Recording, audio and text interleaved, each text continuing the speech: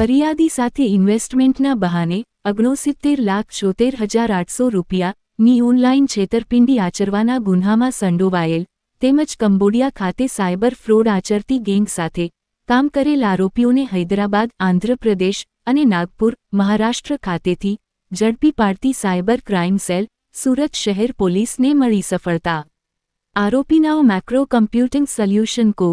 Limited મારફતે Cambodia ખાતે Chinese ભાષાના ટ્રાન્સલેટર તરીકે નોકરી કરવા માટે ગયેલ અને કંબોડિયા ખાતે સાયબર ફ્રોડ આચરતી ચાઇનીઝ ગેંગની કંપનીમાં 2 મહિના રોકાયેલ તે દરમિયાન ચાઇનીઝ વ્યક્તિ લીછમ સાથે ઓળખાણ થયેલ અને ત્યારબાદ ભારત પરત આવ્યા બાદ લીછમનાઓએ આરોપી બેનને સાયબર ફ્રોડ માટે ઉપયોગમાં લેવાતા 430 ભારતીય મોબાઈલ સિમકાર્ડમાં રિચાર્જ કરવા માટે મોકલી આપતા આરોપી બેને ચાઇનીઝ વ્યક્તિ લીછમ પાસેથી પોતાના ભાઈ સહ આરોપી નીલકાંતના એસ.બી.આઈ.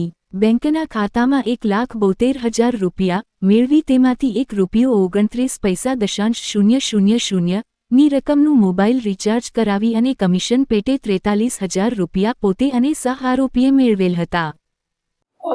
જે આપણા ફરિયાદી છે એક સારા ભણેલા નાગરિક છે અને નોકરી કરે છે અને એની ફેસબુક પર કોઈની સાથે ફ્રેન્ડશિપ થઈ. સામેવાળા એને પોતાની ઓળખ શીલા શેટ્ટી કરીને બતાવી અને એમ કીધું કે હું મુંબઈથી વાત કરું છું અને મારું એક્સપોર્ટ ઇમ્પોર્ટનું બિઝનેસ છે. પછી એ લોકો ચેટ કરી લાગ્યા કંઈક અને કોન્વર્ઝેશનમાં વાત થયું કે સામેવાળાએ કીધું કે હું જાતે ગોલ્ડ માઇનિંગમાં ઇન્વેસ્ટ કરું છું અને સારો નફો મળે છે, 0.5% દરરોજનું મને મળે છે. તો સામે આપણા જે ફરિયાદી છે એમને પછી લાલચ આવી ગયું અને એમને 4-5 મહિનામાં ટોટલ કુલ મળીને 20 લાખ જેટલા ઇન્વેસ્ટમેન્ટ પણ કરી નાખ્યું. 26 લાખ. પછી 26 લાખ ઇન્વેસ્ટમેન્ટ કર્યા પછી એમને એમ કીધું કે મારે થોડુંક વિડ્રો કરવાનું છે. તો એ લોકોએ 1.25 લાખ જેટલા તો વિડ્રો કરવા દીધા. પછી કીધું કે તમારે હવે ટેક્સ ભરવું પડશે. પછી એમને કીધું કે મારી પાસે અત્યારે પૈસો નથી તો હું ટેક્સ કેવી રીતે ભરું. તો શીલા શેટ્ટીએ એમ કીધું કે ચલો આપણે પાર્ટનરશિપમાં ભરીએ, તમે 50% ભરી દો, હું 50% ભરી દઉં. પછી ફરિયાદી પાસેથી એ લોકોએ 21 લાખ જેટલા રૂપિયા ટેક્સમાં ભરાવી દીધા. પછી ફરિયાદીએ કીધું કે હવે મને વિડ્રો કરવા દો, મારી મા બીમાર થઈ ગઈ છે. તો પછી એ લોકોએ કીધું નહીં, હવે તમારે માર્જિન મની પણ પે કરવું પડશે તો ત્યારે વિડ્રો થશે. અને એમ કરીને એમની પાસેથી હજી 20 લાખ રૂપિયા, મને ટોટલ 69,96,000 રૂપીસનું એમની પાસેથી ઇન્વેસ્ટમેન્ટના નામે પૈસા લઈ લીધું અને કોઈ પણ જાતનું પૈસા વિડ્રો નથી કરવા દીધા. પછી દિવાળી સુધી એમને ખબર પડી કે મારી સાથે ફ્રોડ થઈ ગઈ અને પછી અહીંયા આવ્યા હતા અને આપણે FIR લીધી છે. પછી આ ગુનાની તપાસ કરતાં અમે લોકોને ખબર પડી કે થોડું ઘણું પૈસો જે સેકન્ડ લેયરમાં આવે છે એ દિલ્હીના એક ખાતામાં ગયું છે. પછી દિલ્હીના જે ખાતા છે એમની તપાસ કરતાં અમે લોકોને ખબર પડી કે એ જો ખાતું છે એક નાગપુરનો રહેવાસી છે એમનું છે અને એમની જે બેન છે શ્રદ્ધા ગજબિયા.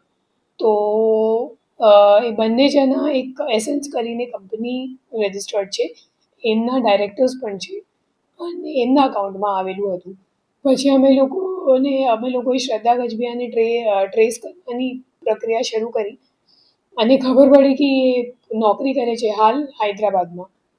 પછી અમે લોકો શ્રદ્ધા ગજબિયાને લઈને આવ્યા અને અમે લોકોને ખબર પડી કે બેઝિકલી શ્રદ્ધા ગજબિયા એક ચાઇનીઝ ટ્રાન્સલેટર તરીકે કામ કરે છે અને એમને મેન્ડરિન આવે છે અને અગાઉ પણ ચાઇનીઝ કંપનીમાં પણ કામ કરેલી જ છે ઓલરેડી, મતલબ ઘણા બધા કંપનીઓમાં, જેમાંથી એક ઓપ્પો છે જે પ્રખ્યાત કંપની છે, ઓપ્પો મોબાઈલની જે કંપની છે.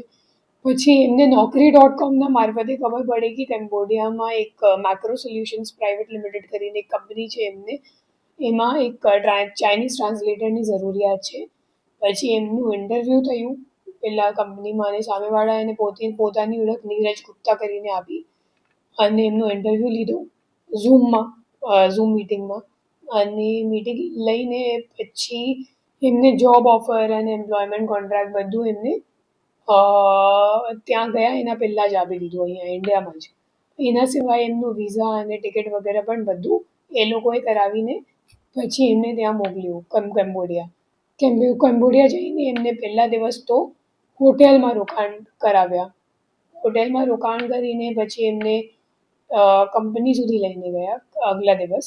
અને જ્યારે કંપનીમાં ગઈ તો એમને એમ કહેવામાં આવ્યું કે તમે એકવાર 1 અઠવાડિયા સુધી જો કે શું ચાલે છે અહીંયા. પછી એમને જોયું કે અલગ અલગ ટીમો છે અહીંયા. એક એઆઈની કોલ કરવાની ટીમ છે, જેમાં તમે અગર વાત કરો તો તમારું શું કહેવાય વોઇસ બદલાઈ જાય. તમે છોકરી તરીકે વાત કરો તો છોકરા જેવું સામેવાળાને એવી રીતનું. પછી એક અકાઉન્ટ્સની ટીમ છે, તો જે પૈસા આપણે ખરેખર અહીંયાથી જે વિક્ટિમ્સ વગેરે મોકલે છે તો એને ઠેકાને લગાવવાનું કામ એ અકાઉન્ટ્સવાળી ટીમ કરતી હતી. પછી એક આઈટી કંપની છે, તો આપણે જે ફેક વેબસાઇટ ઉપર જે પોર્ટલ પર એ લોકો બતાવે છે કે તમારું ઇન્વેસ્ટમેન્ટ આટલું હતું અને આટલું દેખાય છે, તો એ પણ ત્યાં એક બીજો મતલબ ટીમ છે આઈટી કરીને. અને એ લોકો ઘણા બધા વિક્ટિમ્સ મતલબ ઘણા બધા દેશના વિક્ટિમ્સને ટાર્ગેટ બનાવે છે. મોટાભાગના 4 દેશો છે: ઇન્ડિયા, અમેરિકા, જર્મની અને ચાઇના. અને ઇન્વેસ્ટમેન્ટ ફ્રોડ મોટાભાગે એ લોકો ઇન્ડિયા અને ચાઇનામાં કરે છે.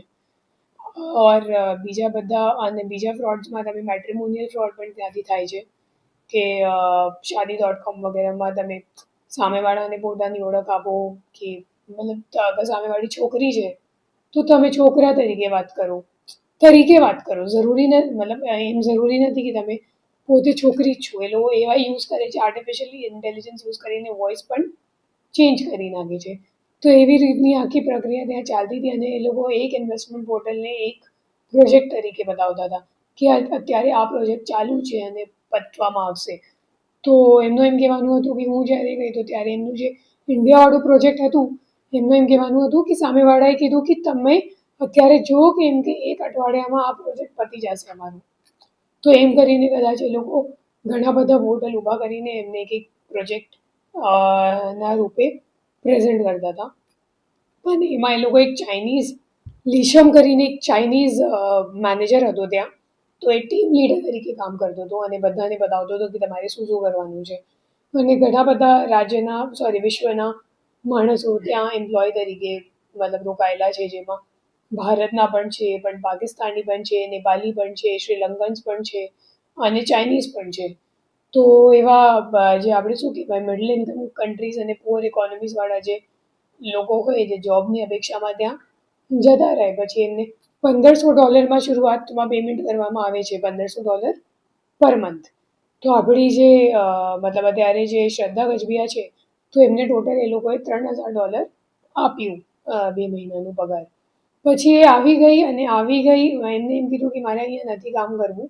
તો એમને કંઈક ડિડક્શન કરીને પછી એમને પરત ઇન્ડિયા આવી તો દીધા. પછી ઇન્ડિયા આવી ગઈ, એમને 3-4 મહિનો થઈ ગયું. પછી લીચમ કરીને જે મેનેજર છે, ચાઇનીઝ મેનેજર, એમને કોન્ટેક્ટ કરીને કીધું કે અમારી પાસે કંઈક 435 જેટલા મોબાઈલ નંબરો છે, એમાં રિચાર્જ કરવાનું છે અમારા કામ માટે, કંપનીના કામ માટે. તો પછી શ્રદ્ધાએ હા પાડી દીધું અને 43,000 રૂપિયાની કમિશન માટે લગભગ 1,20,000 રૂપિયા જેટલાનું રિચાર્જ 435 મોબાઈલ નંબર ઉપર કરાવ્યું. અને જે રિચાર્જ કરનાર ડીલર છે, એમનો જ્યારે બેંક અકાઉન્ટ ફ્રીઝ થઈ ગયું તો એમને ખબર પડી કે એમની સાથે પણ એમની પાસેથી કોઈએ ખોટું કામ કરાવ્યું છે. તો પછી અમે લોકોએ એમને નરેન્દ્રભાઈ છે, તો એમને નાગપુરથી લઈને આવ્યા અને ખબર પડી કે એમની પાસે એમને પોતાની મતલબ જૂની ઓળખ હતી ગજબિયા પરિવાર સાથે. અને એમને ખબર નહોતું કે શા માટે એ લોકો રિચાર્જ કરાવે છે. એમને એમ લાગ્યું કે શ્રદ્ધા ગજબિયા જે કંપની માટે કામ કરે છે, તો એ કંપનીની જરૂરિયાત હશે અને કંપનીના કામ માટે કદાચ એ લોકો રિચાર્જ કરાવે છે. તો અમે લોકોએ જ્યારે NCCRB પોર્ટલ પર ચેક કર્યું તો ખબર પડી કે 435 મોબાઈલ નંબર ઉપર કુલ 34 ફરિયાદો નોંધાયેલ છે અત્યાર સુધીમાં. અને એ લોકો અત્યારે કંબોડિયામાં બેસીને ઘણા બધા લોકોને અત્યારે પણ વિક્ટિમ્સ બનાવે જ છે.